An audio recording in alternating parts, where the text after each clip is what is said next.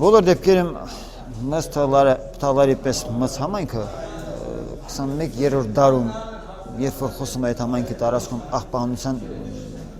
պրոցեսից, կարող է նույնիսկ մզոտի վիրավորական, էլի։ Խնդիրը եւ վիրավորված լինելը միայն մեծ թաղերցիների մենաշնորհը չէ, աղբը հաճախ է հայտնվում ամենաանսպասելի տեղերում։ Բացատրությունը զարմանալու աստիճան պարզ է, աղբանոցի հստակ տեղը որոշված չէ, եւ այս բացատրությունը կարելի էր լսել հանրապետության գրեթե բոլոր գյուղերում։ Մեծ թաղերում խնդրի լուծումը հենց այդտեղից են սկսել։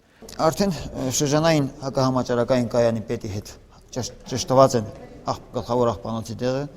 ներկայացած են նախահաշվի շրջվարչակազմին։ Մեծ թաղերում հոգ են տարել նաև աղբը աղբանոցի տարածք հասցնելու մասին, այդ նպատակի համար առանձին տեխնիկա է ծառայելու։ Հատկացրել ենք մեկ բեռնատար անավավոր տրակտոր կցասայլակով,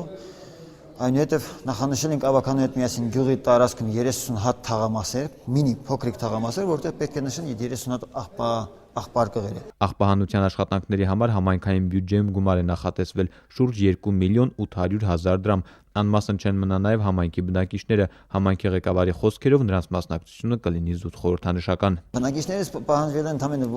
որպես սկիզբ 50 դրամ մեկ շունչը ամսական։ Մուծումներից ոչ պակաս վերաբերմունքի փոփոխությունն է կարևորում Վլադիկ Դանիելյանը։ Այդ դեպքում գյուղի դիմագիծը հաճելիորեն կփոխվի ինչպես հյուրերի, որոնց թիվն էլ ի դեպ քիչ չէ մեծ թաղերում, այնպես էլ գյուղի բնակիչների համար։ Մեր տոնը մաքուր պետք է պահենք, ուղղակի կարգախոսից ելնելով, մանավանդ որ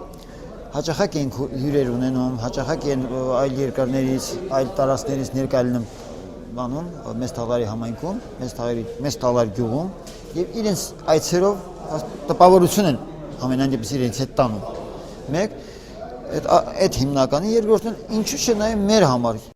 Նորայր Հովսեփյան, Բենյամին Ղարախանյան, օր